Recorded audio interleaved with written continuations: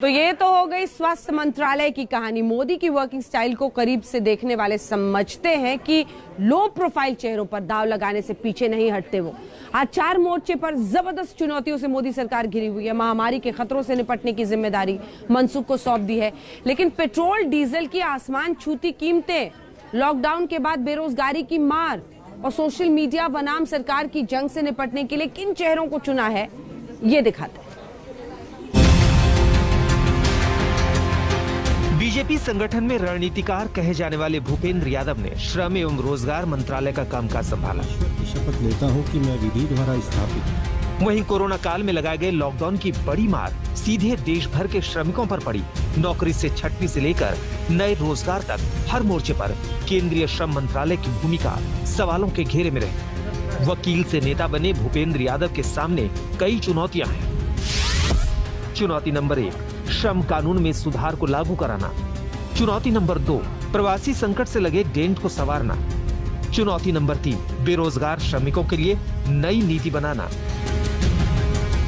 भूपेंद्र यादव राज्यसभा सांसद हैं और टीम मोदी में काम करने का लंबा अनुभव है। कानून के जानकार होने की वजह से लेबर लॉ रिफॉर्म में अहम भूमिका निभाएंगे।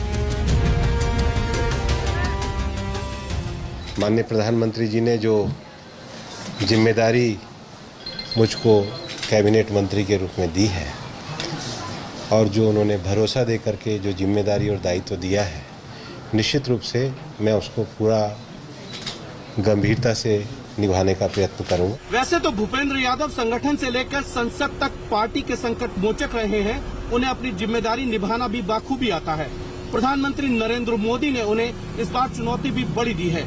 कोरोना के इस संकट में उन्हें प्रवासी मजदूरों का पलायन भी रोकना है और रोजगार के नए अवसर भी उत्पन्न करने हैं। अब बात नए पेट्रोलियम मंत्री हरदीप सिंह पुरी की। अगर हरदीप सिंह पुरी के प्रोफाइल को देखें तो पूर्व आईएफएस अफसर हैं और इस वक्त मोदी सरकार में एकमात्र सिख मंत्री। हरदीप सिंह पुरी अपने काम की वजह से मोदी की गुड बुक में है और तो और सरकार के पक्ष को जोरदार तरीके से रखते हैं, जैसा सेंट्रल विस्टा से लेकर दूसरे मुद्दों पर दिखा। लेकिन नई जिम्मेदारी कांटों के ताप से कम नहीं है। चुनौती नंबर 1, जेब पर डाका डालता पेट्रोल और डीजल। चुनौती नंबर 2, 100 के पार पहुंचे पेट्रोल के दाम नीचे लाना। चुनौती नंबर 3, महंगे पेट्रोल डीजल के आक्रोश से निपटना। ये बात तय है कि पेट्रोलियम मंत्रालय सीधे पेट्रोल डीजल के दाम नहीं घटा सकता।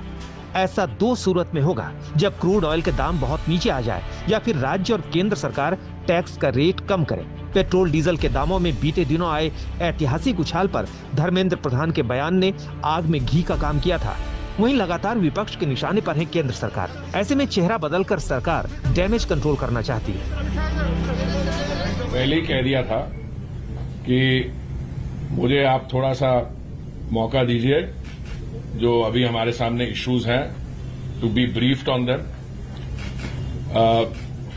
आई would have been surprised if you didn't ask about this question.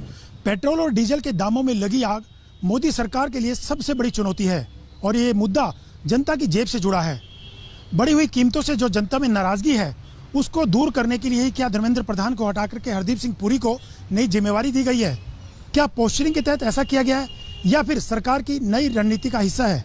सूत्रों से मिली जानकारी के मुताबिक पेट्रोल और डीजल पर टैक्स को लेकर सरकार कोई बड़ा फैसला कर सकती है और ये फैसला जीएसटी के दायरे में पेट्रोलियम पदार्थों को शामिल करने को लेकर भी हो सकता है। ये है देश के नए रेल और आईटी मंत्री अश्विनी वैष्णव।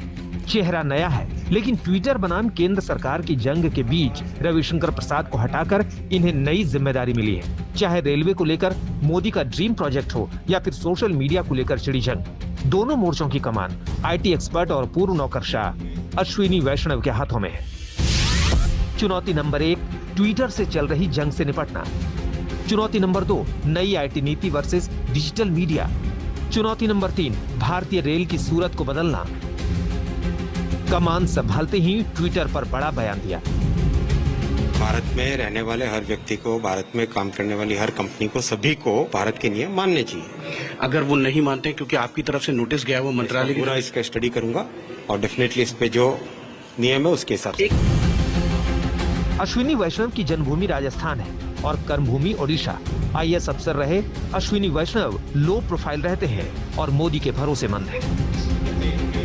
डाको काम उसी को साजे और करे तो लाठी बाजे, ये तो पुरानी कहावत है, लेकिन सियासत के क्षेत्र में कई बार ऐसी कहावतें गलत साबित हो जाती हैं, क्योंकि सियासत के गणित में हमेशा 2 और 2 4 ही नहीं होते, कई बार 3 5 भी होते हैं।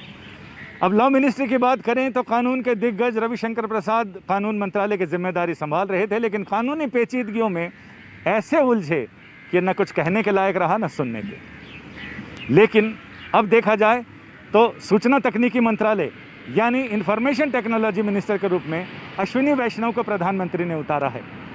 IIT कानपुर के पास आउट हैं, इसके साथ ही प्रबंधन की जिम्मेदारी, बहुत लंबा अनुभव है एक ब्यूरोक्रेट के रूप में, तो ऐसे में लगता है कि फिर ये कहावत अपने आप को साबित करेगी, जाको काम उसी को साजे। बस इंतज़ार कीजिए नतीजों का। कैमरामैन नासिर अजीज़ खान के साथ संजय शर्मा, दिल्ली आज तक।